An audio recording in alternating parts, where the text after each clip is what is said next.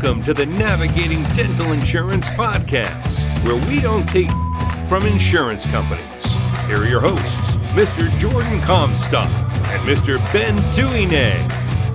This podcast is sponsored by BoomCloud Dental Membership Software, www.boomcloudapps.com, and Veritas Dental Resources, www.veritasdentalresources.com.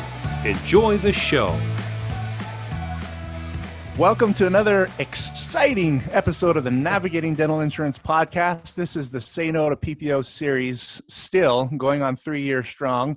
My name is Ben Tuine. I'm one of your hosts today. Got Jordon, my beautiful co-host. Beautiful? Yeah. I was trying to think of another adjective, but Jordan's a good-looking guy. For those of you that haven't seen Jordon in person, some of us call him baby Zac Efron. It's baby Zac Efron now? It used to be little Zac Efron. Now it's baby little Zac Efron. Well, baby and beautiful tend to go along with each other. They're terms of endearment. Yeah, I appreciate that, Ben. No, and also we have, one of the, I'd say Minal is probably one of the increasingly popular marketing experts in the industry, because she's everywhere. She is at every conference. She has this great book that we're going to talk about today. She is an island girl from the Virgin Islands. Is that right, Minal? That is true, yes. So, folks, if you know her, if you don't know her, I want to introduce you to our good friend, Minal Sampat. Minal. Hi, thank you so much I am doing fabulous. Thank you so much for having me on the show. Yeah. You're too kind to say I'm one of the most popular kids. That makes me so special. You're like one of the cool kids, Ooh. I wish I could be one of the cool kids. I mean, can you imagine if I'm a marketing person and people don't know who I am? That's kind of a failure on my own That part. would be really sad. You're like, marketing is so important. You got to do it. You got to be good at it, and then you suck at marketing. That would be. Yeah, people are like, but who are you? What? Yeah. It's like, what? So, and last time you were on the show, I think we sang a song, right? Yes, so we did. we're going to be expecting that this time again, Minal. I think that was just a spur of the moment, and I'm pretty sure your listeners. I'm sure if you look at the comments from the listeners, they would have said, "Don't ever do that again." No, it was actually the opposite. Like we flooded in people saying, "Wow, you got to have her on again to sing." What I think we were singing Moana songs. We were singing Moana songs. Were we really? Yeah, don't you remember? Because I just watched or bought Moana or something, and my daughter was obsessed with it, and like for some reason it was like all the songs are in my head, and anyways, it was dumb, but. That the island Motunui and Moana, they created the vision of that island based upon where I'm from. I was going to say, we called you Maui on the show. You were Maui on the show. Well, and the other funny thing is that the guy that Disney created Maui's body after, he actually lives here in Alpine, in Highland. Yeah. That's funny. Yeah, he's from here. He's a Hanneman. I can't remember his first name, but beautiful singer. He has a great voice. Oh. So maybe I'll bring him on the program for both you and Minal to sing with. Yeah, we'll sing with him. Yeah. Cool. Well, so Minal, go ahead, Ben. I'll let you start. Okay. You put this book together, and it's actually on one of my it's on my list for this year to read, simply because the title is phenomenal. Why your marketing is killing your business. Can you give us an overview of what inspired you to write this book? Yeah. Yeah. Well, thank you so much. Yes, we launched the book in January. January 7th is when we launched it on Amazon, and within 24 hours, it became a bestseller in 5 countries. Right on. In over 10 categories, and then we launched the Kindle version, then we launched the paperback. The paperback also became a bestseller. I'm still in shock. That people are still buying, and it's been a very humbling and honoring month for me. Because it was a shock. It was a shock in a way that, yes, we clearly planned to make it a bestseller, but when you're like, it's not going to happen. It's not going to happen. Yeah, it's like, hey, it'd be cool if it did, and you yourself. And then my team sends me a photo of me saying that your book is trending as number 2 next to John Maxwell. And I'm like, what? Nice. And it kind of worked out. But yes, the title I think was a big part of that, but was a big part of that draw. because I am a marketing strategist, and I'm a marketing strategist coming out and saying that your marketing is killing your business. So people are always interested in saying, well, that's kind of controversial. Don't you like help us with marketing? Why would you say marketing is killing my business? A part of that so the entire book are real stories. It's not a made up stories. Every chapter starts with a real client story that I worked with, that I have. So these are real stories. These are real strategies and techniques, and there are graphs and workbooks and so many things where, you can implement some of these things just right away. Now, Awesome. The reason this title came about was that is what's happening. Most of the times we are living in a world today where we have so many marketing options, right? You can spend from nothing to 6 to 7 figures on your marketing in any business. Mm-hmm. Well, how do you decide what marketing is right for you? How do you decide what marketing to trust? How do you decide that you're going to get an ROI from it? And my, I guess, superpower as a strategist is that on average, my clients, which majority of them are dental practice owners or dental consultants, coaches, speakers, on average, they see a drop in their marketing expense by 20% while increasing their production. One of my latest clients, 2 practitioner practice in Ohio, we started working, and it was 9 months that we worked together, and they decreased their marketing budget by $30,000, increased their production by $200,000 within 9 months. In a nutshell, marketing is killing. Big numbers. Yeah. Yes, in a nutshell, marketing is killing your business because we are trying to do everything because there are too many options, and we just think that if we There just are keep too many options. Yeah. more and more and more and more, we are going to see more and more and more results. But that's the opposite of the truth. You don't have to do more marketing. You just have to do better marketing. Yeah, I like that. Yeah, it brings that whole adage to mind, less is more. And when you hear that less is more, it's so hard to apply that to day-to-day life. But I think you kind of hit the nail on the head, Minal, in terms of doing more quality marketing than doing budget marketing. A lot of people think if I spend $10,000, I'm going to get at least $40,000 in return, but that's not always the case, right, Minal? That is not always the case. A decade ago, we used to think as if I have to spend 4% on my marketing or 5% of my budget in marketing. There is no such thing anymore because of the rise in online, the digital world that we have today. You can go ahead and boost a post on Facebook for $5 for 2 days, spend $10 and get huge amount of leverage and awareness out of it. You can spend thousands of dollars on print media and get it. It's never, every marketing option that's out there works. Oh yeah, absolutely. That's why they're in business. Otherwise they won't be in business. Yeah. So it's not about which marketing option I should choose first. It should never be about, let me spend X amount of money on marketing. We have to shift our mindset and figure out who is this marketing for. Somewhere along the way, we stopped asking basic questions like, who am I trying to attract? So here's an example. When I usually start working with a dental practice, I do a survey and all these things. And the first question I'll ask them is, who do you want to attract to a practice? And a GP practice will say, well, I'm a GP, so everybody. Well, everybody includes 5 different generations. We have 4 active generations in the US labor force right now. How you market to a millennial is very different than how you market to a boomer. So you can't assume that you marketing, just because the cool trendy thing is doing Facebook ads. Well, if your generation or if your ideal new patient avatar demographic is not on Facebook, no matter how much money you spend on there, you're not going to get a return on it. So you mentioned, you do better marketing. How can a practice or, business in general do better marketing? I want to go into that. You need to, like I said, you need to kind of start with who you're trying to market to. So here's an example. Okay.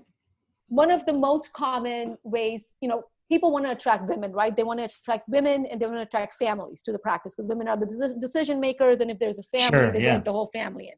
So I would go ahead and I'll say, hey, Jordan, tell me, let's come up with a patient avatar. This is an exercise that I lead and do workshops on. Like a persona? Yeah, we're going to create a persona. So tell me who you want to attract to your business? Just give me an idea. To Boom Cloud? To Boom Cloud. Yeah, let's go with Boom Cloud. Why not? I want to attract everybody. Well, if you're trying to attract a dental practice, let's go into the detail. I want to attract. So let's do it. Let's do it. Okay, Yeah. So I want to attract a growth-minded dentist that wants to cut out PPOs from their practice. Okay, so that's the two. All right, Yep. but tell me, so if you were to give in anybody in the whole world, what age group are you trying to attract? And listeners, it's not like he's not going to work with you. He's going to work with all of you. This is just for the purpose of the exercise. Yeah. So our typical, I guess age is maybe their mid 30s to, it's kind of a big, I'd say mid 30s to mid 40s. Now, obviously we do have people younger and older, but I'd say that's a bulk of who we're trying to attract. So the 30s and the 40 years old, right? We are looking at the millennial and the Gen X. So we don't want to attract startups because startups don't do well with us right now, at least, because they got a million things they're trying to figure out, right? So we want to attract people that are past the startup stage if they've are starting a practice from scratch. And they're in growth mode. They want to grow. They're hungry, right? Because a membership program, at least with us, it's a marketing strategy, a growth strategy. So we like people with that type of mindset. All right. So we're looking at somebody, a population between 30s and 40s, and we're looking at them at least being in practice for 2 years, let's say. Yeah, at least 5 years or 5 years. 5 years probably be better. 2 years maybe. We've got younger people, obviously, but the ones that do really well, and we want our practices to do really well because then they don't cancel with us, right? Right. I would say they're probably 5 years. So let's say 5 years, and now let's go into this mid 30s to 40s. Let's just pick one, male, female. Not that we have any prejudice or anything, but let's just pick male or female. A lot of the times we do work with both. It just like if we're trying to attract like messaging for like an office manager, we're going to lean more towards female because there's a majority of population of female. All right. So this female who's an office manager who is working in this practice, who's going to probably make the decision to have a membership plan or not. She's between 30s and 40s. What is this person now? Because you mentioned the growth mindset. What does this person already understand? Explain me if this is like this is a perfect ideal client for me. Tell me some of their attributes. So like, what do you mean by attributes? Like, so, all right. So let's say that this office manager is somebody who clearly understands the need for a membership plan, right? Yeah. So why would they understand a need for a membership plan? Is it okay? Perfect. So their kind of mindset or attributes, they number one, like I said, growth minded. Number two, revenue conscious. If they're not, like even the office, like I was talking to an office manager the other day, and she was very like collections revenue conscious, and understood everything to a T, right? And there's some that don't, quite a lot that actually don't. It's surprising. So they have to be revenue or collections conscious, and then like numbers or metrics conscious, I guess, is kind of what we look for. So if they know like how the exact many of like percentage of uninsured patients that are existing in the practice, we want them to know those types of numbers when a practice owner and this is somebody, because they already have this investment in understanding the revenue collection, they know the numbers game. That means that this is somebody who's invested, right? So this means that they're going to be self-educating themselves all the time. That means they're going to be part of organizations, and they're going to be going to meetings, correct? Yeah, and self-education is key. That's a value for even my employees here, but as well as our customers, like that we really are attracted to, and we want to make sure that our customers are that same. They have that same mindset or value, because it just creates a better customer for us, and they're going to be more proactive, which is another attribute, is proactive. All right. And they're also proactive. Now let's go ahead and have some fun. Let's name this person.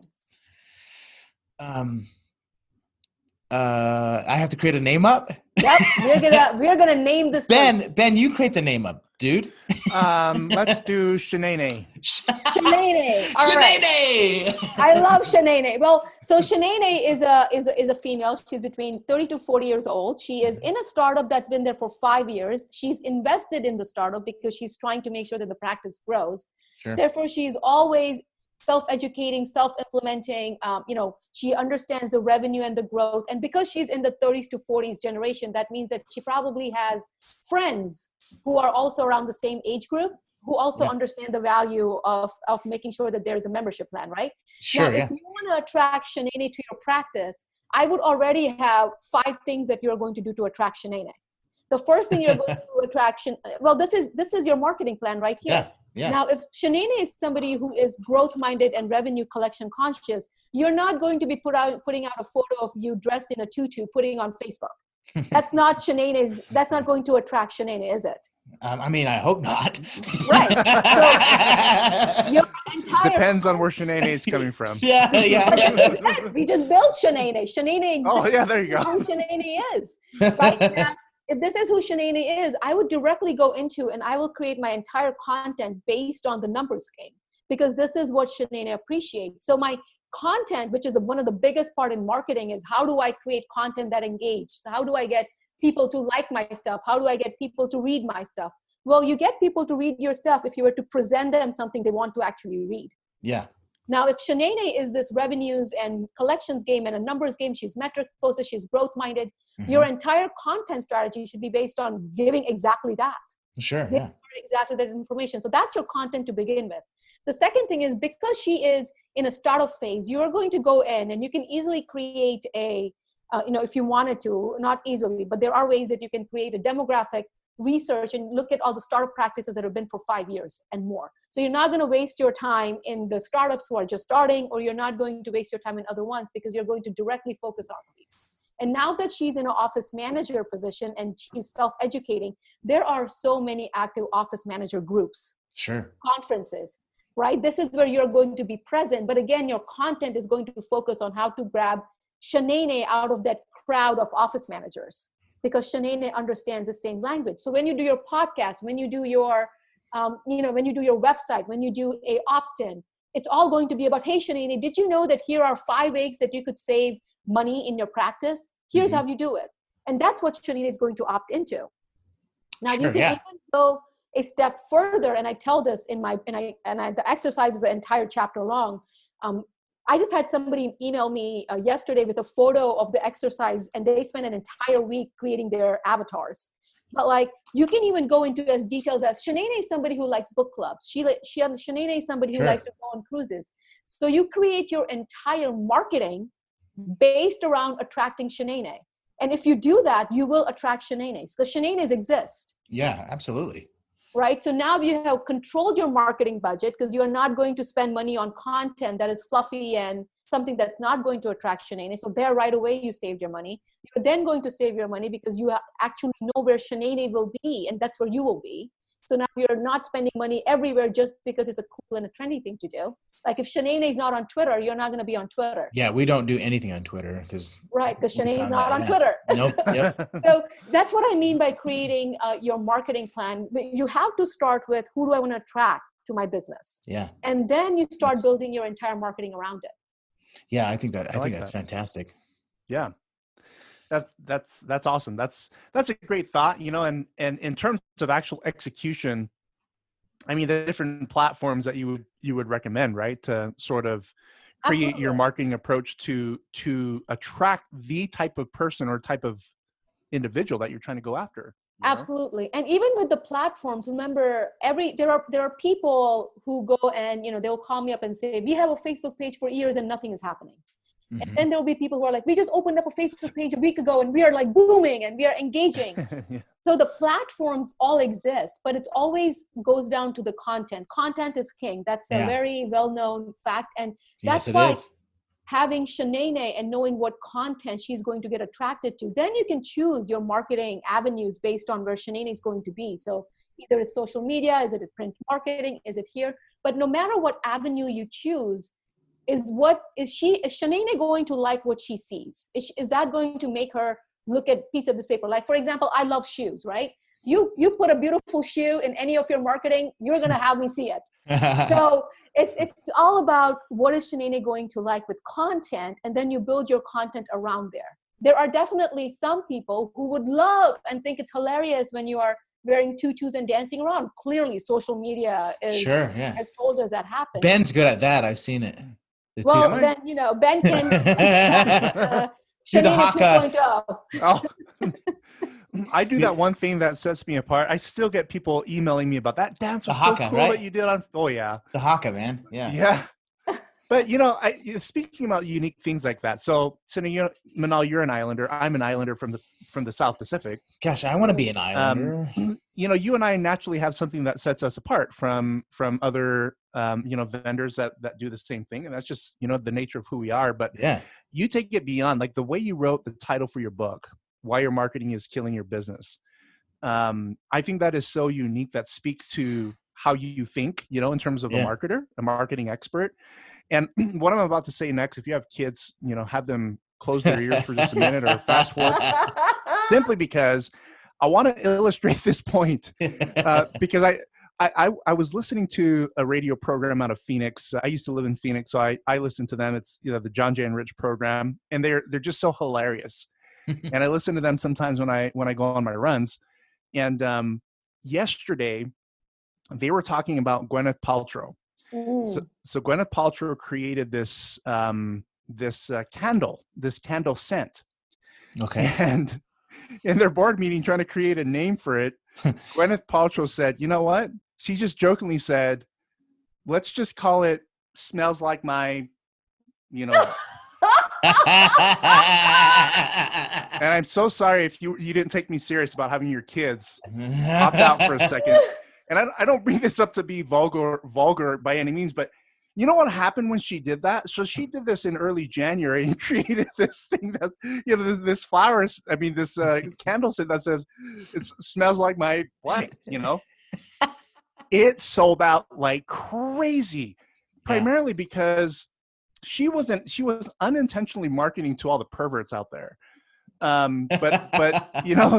But the unintended consequence is they found a niche that Howard Stern figured out a long time ago. Howard Stern. Yeah. Oh yeah. Because that's the type of, that's sort of the type of marketing technique he uses, is to kind of go into, the deeper inner evil. But it taught me a lesson, not necessarily that I'm ever going to use something like that, because that's just not who I am. You should totally use it. But that's kind of like how you named your book, why your marketing is killing your business. I was so drawn to that. The first time I saw that posted on Facebook, I went to Amazon and I bought it because I was so intrigued by the topic, because I wanted to know how, if you are so clever to think of a topic like that. To me, I was like, okay, she probably has so many different pearls in this book about how to set yourself apart, because that's exactly what you did in your topic. There's no question behind that. I just wanted to comment on it for a second. Thank you so much. Well, but even with the book, right? So if we have listeners who are trying to launch their book, or have launched a book and we want to relaunch a book, or are writing a book, this, again, it didn't become a bestseller just by itself. There was an entire strategy that went behind it. So I always talk about, how do you find common ground with your audience? So for the book, I needed to get people to buy my book to become a bestseller. That's a common thing, right? I needed to, and we did our research on how does it happen on Amazon? We did our research on this and this and this. Mm-hmm. But here's what I literally did. It was a 3-month campaign. So what I started doing, and the book launched in January, what I started doing in November is I started sharing about my love for books, because I like books. But everywhere I went, right? So when I was in Hawaii, when I'm in Portugal, where I'm in Pennsylvania, wherever I went to the libraries of those areas, and I would take photos of me in the libraries, and we hashtagged it for the love of books. And we created this entire social media campaign where I started not only gathering my niche, because yes, my niche is going to support me because they like me, they love me, my clients are going to do that. But I needed to get out of that niche and broaden my audience base, because without it, I'm not going to become a bestseller. So we actually created content that would attract readers to it. So we had an entire campaign where I literally just talked about different libraries, and we had like libraries sharing my post because I was posting about the libraries and how much I love reading and, you know, the famous authors and quotes. And we gathered this entire audience started following us who have nothing to do with my field, but have everything to do with reading and everything to do with business. Because, you know, you don't just have to be a dental practice owner to read this book. And then that was all of November. Then December, we started something called, instead of doing 25 days of Christmas, we did 25 days of literary gold, where we took favorite quotes by authors. You know how quotes are very trending on social media? Yes. Oh, yeah. So we took all these quotes, and my team actually made me into an elf. Like, they actually created a graphic design of me wearing like a red dress and made me into an elf. And we created this entire thing. And we started creating a buzz as to Minal's up to something. Like, I will go to a craft bar and, you know, there'll be something happening. I'll be like, I'm celebrating something. Wonder what it is. I'm in Vegas right now celebrating. Wonder what it is. And people are like, what are you celebrating? Tell us already. What is going on with you, right? Yeah. And then I started building up the momentum, saying there's something big happening. It's happening on this day at this time. This is what's happening. And then I reached out to 50 people. And then, you know, we reached out and we made the announcement. And our hope was that if we were to get at least 20 book sales within the 1 hour, then at least we'll open up the gate to even be in the field for a bestseller. Like, even to be, not even like be a bestseller, but even, you know, somewhere on like page 3 on the bottom, right? Like something, you know, if we can get some sales, like 20 sales, I can get 20 people to buy this book. But because of the strategy that we did, we had, within that 1 hour of the launch, we had, I mean, hundreds upon hundreds. I don't even know the final numbers anymore, but people actually buying the book right then and there. But you see, that doesn't just happen. If you are somebody who has a book or has launched it, you may have realized that yes, I did this book, but now what? Right. So having that strategy and saying that this is my audience and I need to connect with my audience, that's seriously the secret to everything that I do, is connect with the audience. Yeah, no, I think that's good. I've been thinking. Oh, go ahead, Ben. Go ahead, Jordan. I've been talking a lot. You go ahead. I just think. The title of the book and the persona and everything that you've. I mean, I call it persona, right? What you use another word? Avatar. Avatar. Yeah. Yeah. It's a very well-known thing in the marketing industry. Yeah. Oh, of course. Yeah. We do personas all the time. It's not a new thing. Yeah. It's not. No, but it's very important. You know, and I was thinking, you know, I'm like, man, that is a really good title that Minal came up with. I'm like, I wonder what title of book I would write. And I came up with the title, and I think I'm gonna write a book, and I'm gonna title it "How to Send PPOs to Hell." I think that'd be a really good book title. I think that's a great title. Like, I wrote it down, and I'm like, I'm gonna write an article on this today, and then see the reaction, see what happens, and then if it's a good reaction, and then we'll write a book. Why not? Again, why not? You can absolutely. I think it's a great title. Yeah. Well, my husband came up with my title, so I gave him the credit. We nice. had a whole focus group of people telling us the titles, figuring out the titles, and then my husband, who's a physician, came up with the title, and he's like, "Hey, what about this?" And I'm like, "Well, he probably felt some pain, right? With he's a physician. He owns his own practice, or he's no. He works at the hospital. Works at the hospital. I mean, which makes sense though, because like he's kind of in the demographic right, that you're attracting to, and I'm sure a lot of like practice owners are like, man, I feel like I'm just wasting so much money on marketing. I can actually pretty much guarantee that you are. Yeah. It's not. Yeah. I can pretty much guarantee that you are wasting money. Yeah. In some or the other. So going back to a previous, I think it was earlier this week when we talked to somebody else, Jordan, about the example that I shared, this practice that was spending $7,500 a month in marketing, and they were getting somewhere in the range of 100 new patients a month. And they were looking now to join more PPOs. And I was like, whoa, no, don't do that.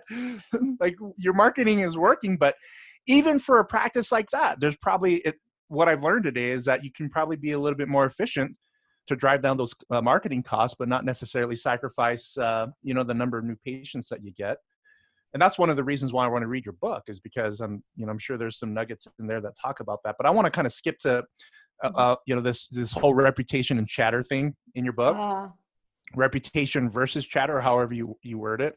Mm-hmm. When you mention that phrase, reputation versus chatter, or reputation or chatter, what I think about, and nobody take offense to this, we're going to be completely neutral about this particular next step. So I guess I'm the guy that's bringing up all the bad parts of the podcast, is reputation versus chatter. I think of Donald Trump. Sure. And when I think of Donald Trump, initially, years ago, I was never a person to follow, his reality TV shows, but, everybody knows who Donald Trump is because he's loud, he's successful. And now it's a name that's just kind of out there. But can you speak to, Minal, how does a person like Trump be so loud and so provocative and tell reporters that they're stupid and tell former team members, former staffers that they're a bunch of idiots in plain language? And also, he is so different than the typical type of politician that you see out there. And yet his popularity and his approval ratings, as of today at least, are out of the roof. Like, can you explain how from a marketing and branding perspective, as it pertains to reputation and chatter, how somebody can achieve such a successful model of getting your name out there, and getting to where he is right now in terms of his popularity? Absolutely. And this is actually interesting that you asked me that question, because when I was writing that chapter, I did not mention Donald Trump in it, but we do deep dive into some of the stuff happening. Here's what it comes down to. In order for you to be a leader who can say or do anything, who do you think is in control there? It's not you, it's your followers. Mm-hmm. Anything Donald Trump can say, like what just happened recently right now, where he was in the process of being impeached, but, he did not get impeached, but there was things happening and clearly there was evidence, but then there was not evidence. The people who follow him or don't follow him, they are the ones who are coming up with the content. Sure. He can say whatever he wants. He can say 1 + 1 is not 2. And people who believe him or follow him will say, yeah, 1 + 1 is not 2. And then people who don't will say 1 + 1 is 2. What are you talking about? And it creates more noise and awareness. It creates more noise and awareness. Yep. The interesting part is we don't realize this, but the population is in full control of how much we know and we do. Media, press and media is what made Donald Trump. Donald Trump has been Donald Trump. If you look at him and if you see the kind of things he says or the tweets he makes or whatever people talk about, that's Donald Trump. Mm-hmm. It's not as if he became the president and changed overnight, right? Like, it's not as if he hasn't had all this negative press about him. But it's not Donald Trump who made Donald Trump. It's the media who made Donald Trump. It's the people who make Donald Trump. If people stop voting, Donald Trump won't be president. So, when you look about strategies like this and say, well, how could somebody like Donald Trump become so popular or again, either you voted for him, not, this is a non-judgment zone. I'm just talking from an objective point of view here. It's because in some way or form, you relate with him. In some way or form, you are pro or against what his strategies are or what he is fighting for, right? In some way or form, you believe and you follow what he believes and follows. And then people who don't follow him are against that. So again, it comes down to the crowd. It's just that in our country, the crowd made a decision to go with what he was saying. Right. So, and anybody can say things like that. Donald Trump is not the only Republican, right? Sure, There are so many Republican candidates. People can say like that, but they are looking at it saying, is he making sense to me? And if he's making sense to me, then I'm going to go vote for him. If Bernie Sanders is making sense to me, then I'm going to go vote for Bernie Sanders. If Hillary is making sense to me, I'm going to vote for her. So it's you as an individual have to be who you are. But what you have to do is allow the people who surround you to make the noise for you. Yeah. That's what I mean by reputation and chatter. Chatter is going to exist no matter what. Chatter is going to be the people want to talk. I mean, if you ever feel like people don't want, just go to YouTube one day and look at the comments. People love to talk, good things, bad things. And anybody who's listening to this, if you ever are like, what should I post to get engagement? Ask opinions. As soon as you ask opinions, you're going to get engagement. We in general have opinions. We just have to give people we have to give them a product to give opinion about. And Donald Trump is a product. He's a product by the Republican Party. and people can't look away. He's like, people who love him can't look away. People who hate him can't look away. Oh yeah. he's just there. It's really right? interesting. Yeah. It's really interesting. So people are actually in complete power and are the reason that he is where he is right now. And it's the bottom line. So how I've could never. Oh, go ahead, Ben. Sorry. Oh, I've never seen a political figure in the news as much. Every single day for the last 2 years, he's been in. Well, for the last 3 and 4 years, he's been in the news. And I heard somebody, a political analyst. I studied political science when I was in college. That they said that Ronald Reagan was the same way, and the reason why he was so popular is because he managed to get in the news and was so, controversial in terms of how he dealt with opposition. But another point here, and I'll let you, not a question, but just a comment. I was watching a documentary, actually no, a video put on by what's his name, Dirty Jobs guy, Mike Rowe. Oh yeah. One of my favorite guys in the world. Yeah, he's awesome. He was saying one of the reasons why political figures like Donald Trump are so popular is because they take a script from Dirty Jobs. When Dirty Jobs came out, when you think about a TV show like that, Dirty Jobs, who wants to watch Dirty Jobs, But what happened is they related to the vast majority of middle-class America.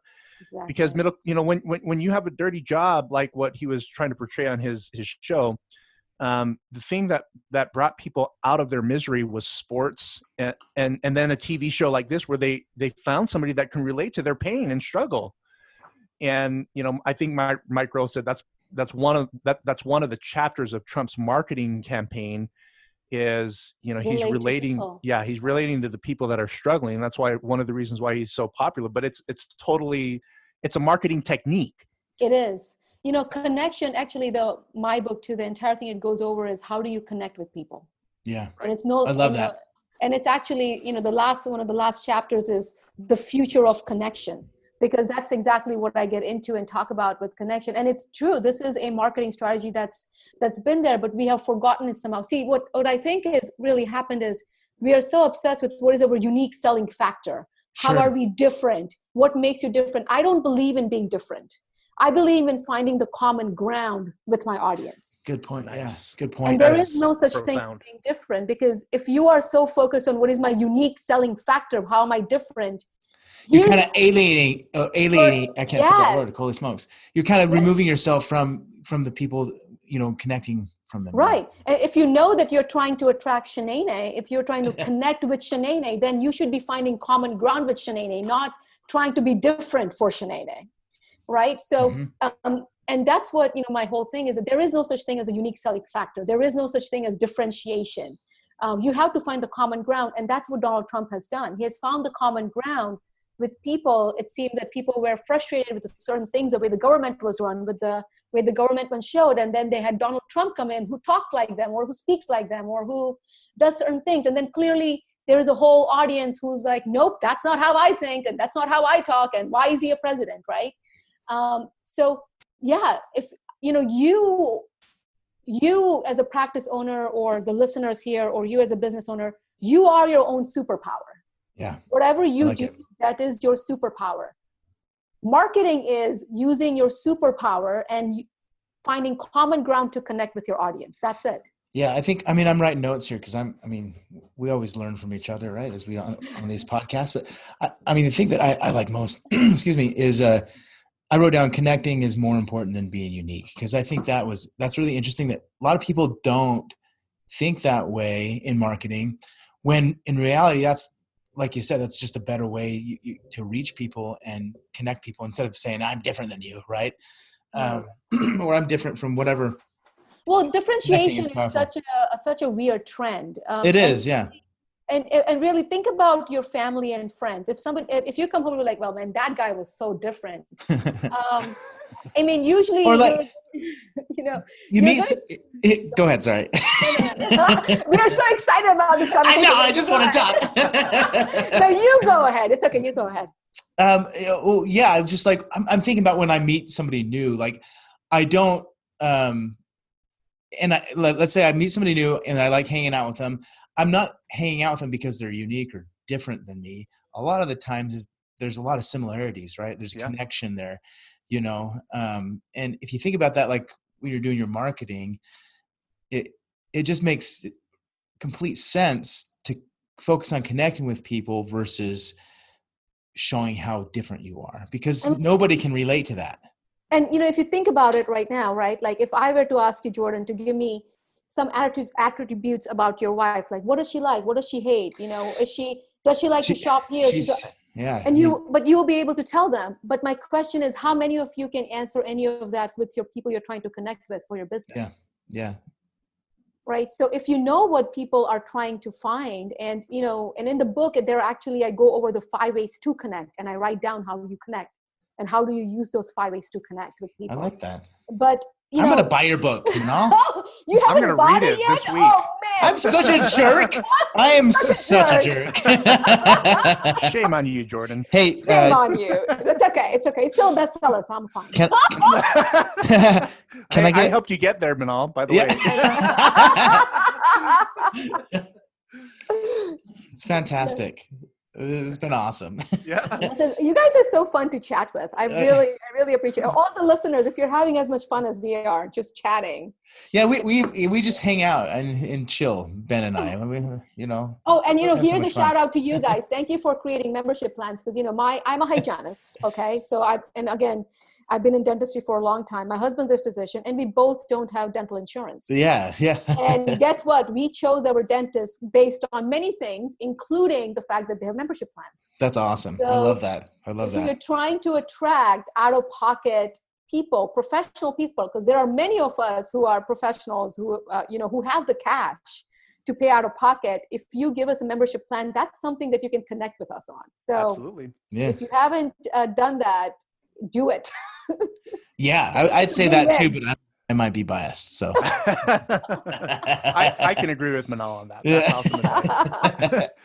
Well, Minal, it's been wonderful. I feel like if we didn't interrupt with questions and comments, it would be a profound profundity of a monologue just to hear you speak for an hour. You know? And I can't wait. I haven't seen you lecture in person yet, but it's on my bucket list because people say that you're so energetic and engaging. I have. You're awesome. I'm awesome. Read your book this week because I kind of feel bad. I was like, you know what? I need to. I have it here. I have like 10 books that I'm. It's a short read. It's only 98 pages, and it's on average time reading is 3.5 hours. Oh, we did our studies on this, guys. We know the answers. Yeah, that's perfect because I read for about an hour and 30 minutes a day. So I'll probably get to it tonight or tomorrow. Minal, I just bought it. Oh, thank you so much. Well, thank you. It's on Amazon. If you go to my website, you can also order a signed copy through there. There's many different. Well, I bought it and I didn't get a signed copy. If you would have told me, I'd be more patient. Well, luckily, I am pretty much at every conference that there I know. is. So, we'll see each other. We'll see each other. We'll see each other, and we'll do a personal sign on there. There we go. All right, now I'm happy again. Wonderful. Oh no, you both are wonderful. I love chatting with you both, and I really love what you're doing because it's so necessary for so many practices right now. And like you said, man, write that book, Jordan. Write that damn book. I will. Oh, too funny. Yes, let's do this. So Minal's website is Minal Sampat, MINALSAMPAT.com / why your marketing is killing your business, or just go to the regular website, click on book. Mm-hmm. And of course, your contact information is there if people have any questions for you. Is that right? Absolutely. But you know what? I'm going to preach what I practice is if you really want to connect with me, Facebook. Just send me a friend request. Minal Sampat. There's a picture of me in a gray dress. And I am seriously somebody that we can just chat. Like we can have conversations on Facebook. I'm very active. So yeah, connect with me directly. Go to my website. Yes, check it out. Do all that fun stuff. But definitely connect with me on Facebook. Love it. Sweet. Cool. So great having you on the program today, Minal. It was fun. Thank you for having me. This was a blast. Awesome, folks. Jordan Comstock, Ben Tuine, and Minal Sampat. Sampat, sorry. Dude, I completely butchered your entire marketing effort to not necessarily promote yourself directly, but allow us to at least let the listeners know who you are by butchering your last name. So sorry about that, Minal. That's happened many, many times. I'm so used to it. It's all good. Awesome. Everybody Thank you, Minal. Everybody have a rocking day. Did I get that right, Jordan? Rocking You got day? it right, baby. Okay.